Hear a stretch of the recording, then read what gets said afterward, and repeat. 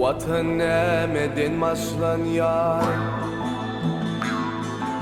Yüreği vatanım halkını vuruyor. Milli lider arkadan başlanıyor. Vatan dine halkın elin vatanlar diye arkadan firdamadan başlanıyor. Vatan nemeden başlanıyor. Basırda mertlerin vefasın yayın.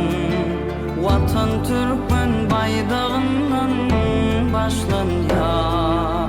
O vazife bilin aklıma dolan.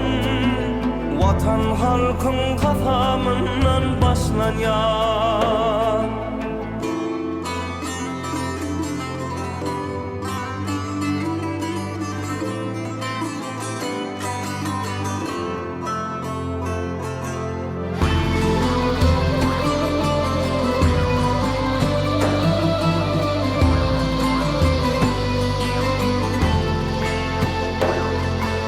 Gözüm açıp canan eri süydüm. Vatan Türkmen ocağından başlanıyor. Çağlıkta oğlumdan aldığım vatan ele hudüsünden başlanıyor. Vatan ele hudüsünden, vatan Türkmen ocağından, vatan Türkmen saçağından başlanıyor. Tutarlı şapsalarından, coşup geliyen yanlarından, ağlayan dağlarından başlanıyor.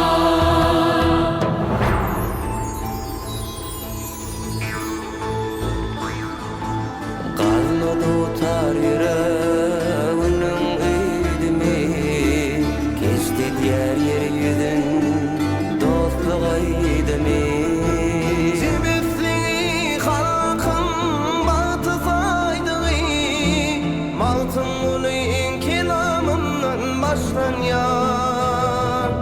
Yurda olmuş batı yarlık duranı. Alım bilim bilin aşyasın yani. Arkadağım pintlerine uğrarım. Sağdan ruhlu nesillerden başlanıyor.